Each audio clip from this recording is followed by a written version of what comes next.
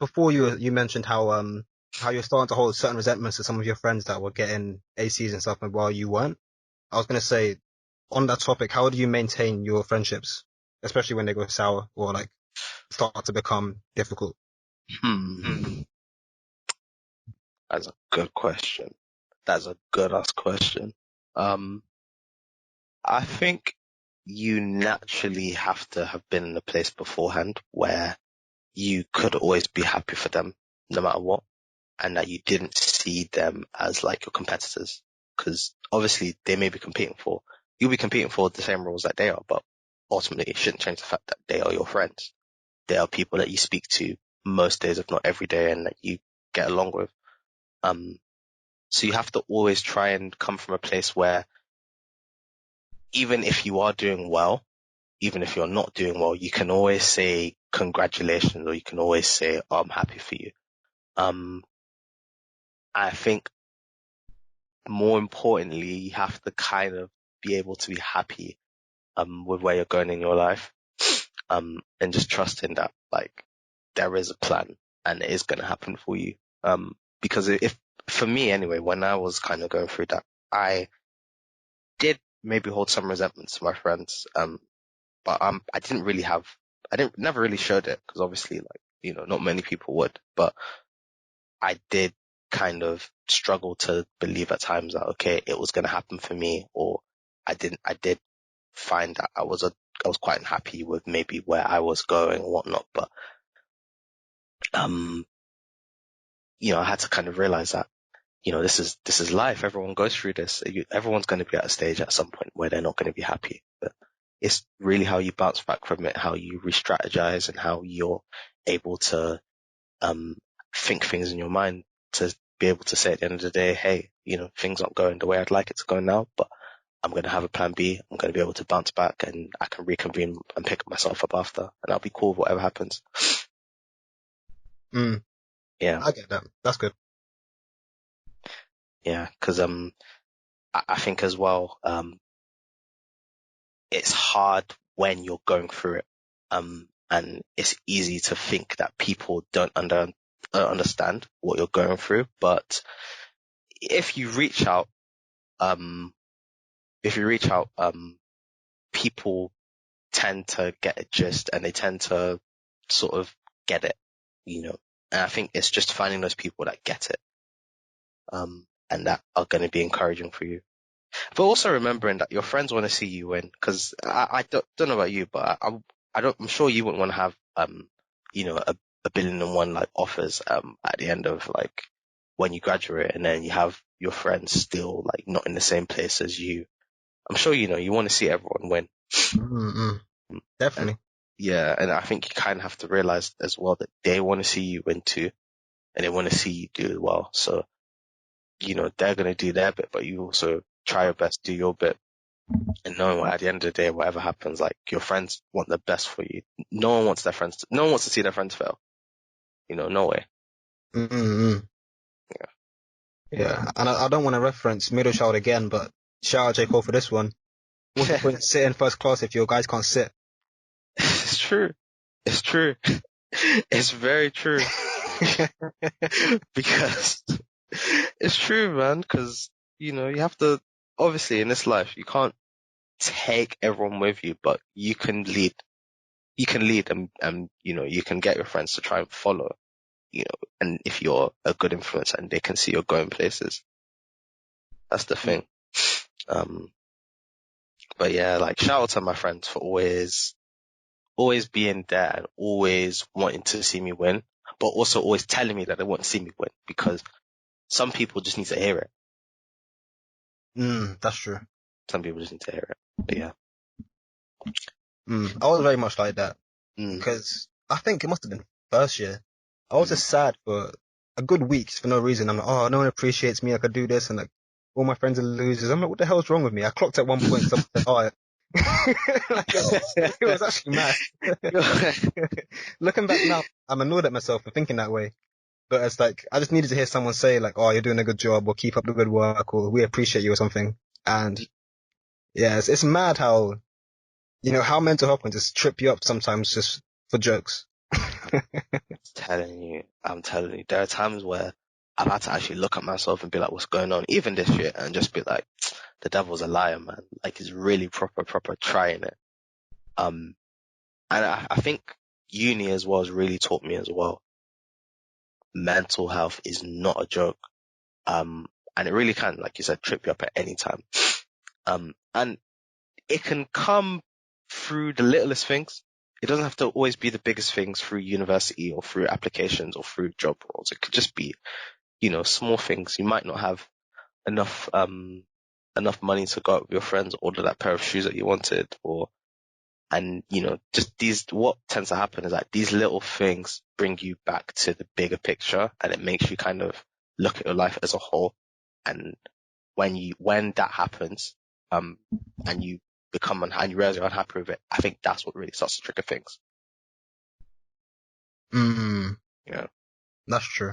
Yeah, because it's not. I mean, I'm lucky enough to say that. I mean, I've not really had until recently. Like, I've not really had like many episodes, like or depressive episodes or like panic attacks, whatever. But it's very easy to see how like it can trip people up, and you have to be sensitive to it, man. You have to be sensitive to it.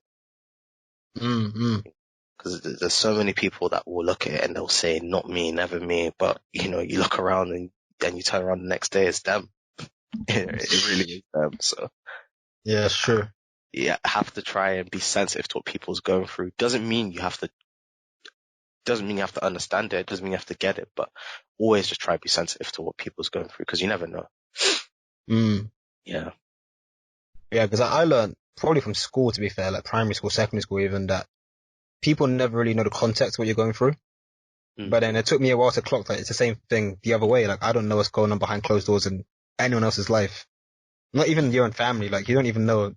I mean, you see your parents, your brother, sister every day, but you don't actually know what their demons are. So, Mm. yeah, man, Mm. it's a big thing to be sensitive to other people's mental, because, yeah, it's crazy, man. This is getting deep, man. This is getting deep. How long I don't even know how long this has been going on for, but we're already getting deep already. Like, damn. Come on. This is, Yeah. this is, this is a podcast, bro. This is how I get my Yeah. back. Boy, I thought this really is a survival guide, true to the name. Damn. Oh boy. But yeah, man. What you said there as well. People have demons. People really have demons, and I think that you only realize that when it kind of culminates into something that happens, or maybe when someone's not really right, or they're not acting in a way that you usually think they would act, or they might be more distant or whatever. You know, Mm-mm. yeah.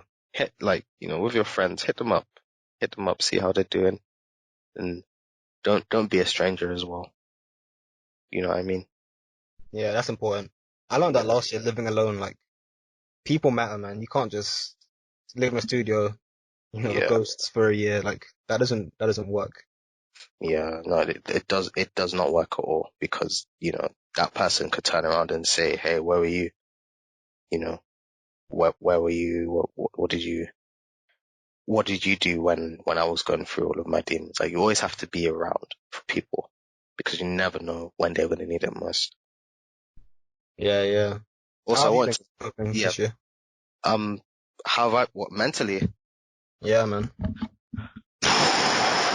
Boy, it has been a lot. Like, it's not even a thing where it's been unstable, but it's a thing where I've found myself in many different places mentally.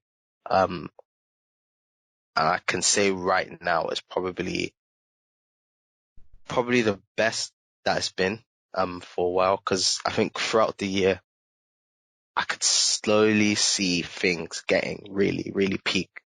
So like September was cool. I just moved into my place and everything. Um, and just getting, into uni again and meeting people Mm-hmm. and just getting into my course. Um, October, November time, it was a little bit harder because I think that's when you start to see, okay, finances, whichever, like, okay, this is what I need to do, regarding what I need to pay off for rent, that's how much I need for food, that's how much I need for shopping, and you need money to obviously fuck about, do whatever you want with your friends, but, um, that kind of goes out the window a little bit because you get more unexpected bills. Um, and then I guess December time's probably the bit where things started to get a little bit crazy, mentally for me because, um, not many people know, but in terms of like exam anxiety, test anxiety, like I get really bad when it comes to that. Like it's quite big for me. So I have to try my best to, like just calm myself down, before, the test and just try and revise as much as I can. Um, and I think the reason things were so crazy for me back then was because it wasn't just that. It was also a culmination of the financial stresses and just personal stresses as well. Trying my best to just do as well as I can and always putting that pressure on myself. Um, you know, I think looking back on it, a lot of it really to this day still is like self-inflicted. Like these don't just happen like in a vacuum. There's always context behind why I'm feeling the way I'm feeling. Um, yeah, uh, as well, coupled with the fact that it's my final year and I want to do as best as I can. Um, and I didn't really do as well as I would have liked, in my second year. So just trying to really always be in a position where I feel like I have to make up for something or make up for lost time or lost opportunity. When you really feel like you're lagging behind, you feel it, and you feel it 1,000. Mm. And you have to be careful because if you don't really check yourself or you don't really self-assess, you kind of take that mindset everywhere you go. Like if you feel like you're behind in your studies and you're behind on life, like you're gonna obviously fall behind when it comes to catching up with your friends or fall behind on your personal health or your hygiene or you know just caring for yourself. You will fall behind on those things, and obviously when you do that, you start to get into a um more semi-depressive state. And unfortunately, the sad reality is some people can't really come back from that. But I'm very thankful that I've been able to sort of go through those things and still be somewhat intact mentally. Like I'm still somewhat intact. I know there's a lot of people that wouldn't be. So I'm thankful. Yeah, we thank God, man. We thank God. I just wanted to say, anyone listening to this now, if you've been affected, or you're going through what you're going through now, you can call the Good Samaritans hotline. Their number is 03300945717. That's 03300945717. Man, I should really memorize that number still. Yeah, yeah. It's all here. It's all here. I mean, yeah, podcast may as well Yeah, plug it I hear in. that. Come Yeah, on, give it that saving little bit of, lives. yeah, come on, give it a little bit of that professional twang. What can you do? Yeah. Yeah, for me, I had a similar thing this year. Well, last year even. But I always had this belief up until like mid last year that, I don't need therapy. Like I can deal with my own problems. Anything that God gives me, He does it because I can get through it myself. Blah blah blah. And then someone told me like if you're feeling sick, like you have a cough or your arm's broken, you go to a physical doctor. But if your head's broken, you're not going to do anything about it. And that hit me. I was like, damn, like I'm really going through a lot, and I'm just like, nah, it's cool. I'll just take paracetamol and call it a day. But nah, I kind of wish I called it the Good Samaritans looking back after you mentioned it now. But yeah, definitely being more proactive with mental health is so important because I hear what you're saying when it's like some people can go through a lot and just come out a lot worse. And it's very much up to you, like whether you sort it out then or you let it build up.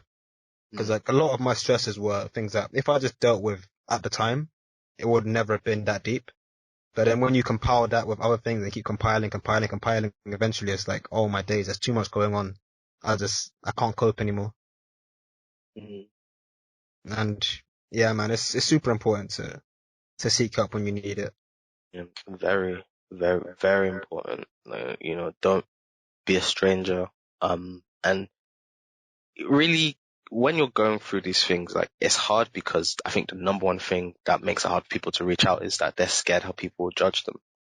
Um, but it comes from having that circle of friends and knowing that there's at least one person that you can speak to, that you can be open with, and they're not going to judge you. Um, they're not going to tell you to shake it off or to be a man or woman up or whatever. Like, they're going to actually listen and be there for you at least. So I think we do have that responsibility to ourselves. And we shouldn't suffer in silence. Um, I don't think anyone deserves to go through that alone. Yeah. Mm. So, obviously our friends, they can do our bit and they can do their bit, and family members and whatnot, they can do their bit, but we have to kind of do our bit as well. And just remember that, your body, your body's a temple, your mind is a temple too. So these things, when you go through it, you have to try your best to do what's best for you. If that means be sad for a day, be sad for a week, for a month, then you can do that. But you have to try, and realize that as much as I'm allowing myself to be sad, I do need to sort this out. I do need to do these things and speak to someone. Some people will say, therapy is quite expensive, and it is. Like, the cost of therapy and CBT is insane. But you scroll through your contact list, there's going to be that one person or other person that you see and you can open up to them, and they're not going to judge you at all. They're not going to use it against you. They're actually going to be there and actually going to try and support you and be your therapist essentially for what you're going through. Mm, definitely. Yeah. And I think it's worth noting as well that there's almost always light at the end of what you're going through. Like, I've learned from a lot of my experiences that whenever things get really bad, it's because it's been bad for a while. But 9 times out of 10, after clocking that, oh crap, things are bad, things just get so good. And it may not be immediate, like you just, win a car in a competition or something, but it could be that grad scheme offer, or, your mum makes cake. I don't know. Like, I've got nothing to say. I'm kind of dumb right now, but there's almost always a good ending to what you go through. Yeah, absolutely. And I think it's so important that you celebrate the small things, the small victories, because in this life, like, things might not happen the way they want it to happen, but we know there are going to be times, or there's going to be little things that we have that maybe we can treat ourselves, or we see that's going to at least be a very, very, very welcome distraction um for the ills of this life. Like, you need it. You really, really, Definitely. really need it. Trust me. Hmm. Like, I don't know about you, but I have a very, very, very, very sweet tooth. So I'm proud to say this year's involved a lot of comfort eating and a lot of really checking myself, but I fit myself back up. I'm proud to say I've been able to do that. And I'm here, like, speaking with you now, obviously, and I can say I'm in a better place right now than I was. Much better place. Yeah, I love to hear it, man. Yeah. I think when someone finds happiness, everyone wins. I've learned that. Mm, mm, I agree 100%. It's not for me. I'm such a clown when it comes to being like angry or sad, because I'll go through the maddest thing. Like when my granddad passed away last year, I was sad for about 25 minutes. I want to give him a FIFA, and I'm like, you know what? I'm the king. Everything's good. No, it's good to feel like that, and to just bring yourself back up, because you have to kind of allow there to be some opportunity for you to have some sort of redemption arc, or to kind of climb back up in a way, because you can't be down forever. You can't Mm, beat yourself down forever. You have to try yourself to climb back up. Sorry, you have to try and climb back up in a way. yeah, yeah. Uh, You gotta find what makes you tick and then keep that around as long as you can. exactly, exactly. I think for a lot of people, they might not be able to find that, and they might find it hard to know what makes them tick. But really as well, these things, if you go through them and you find way to sort of get past it, and you are honest and you're upfront with people, like you can always, it's always character building, and being able to say you've been through something mentally and it was not been the best experience. It's been maybe a horrible experience. It's been a really traumatic experience, but being able to say that you're still here today and you're still kind of going through this life today and you're still finding things okay is a big, big victory. I think it's a bigger victory than people realize. No, definitely. Yeah, But definitely. it's hard, man. Mm. Like life can really beat you up sometimes, but when you take that W, I mean, nothing feels as good as that. Oh yeah.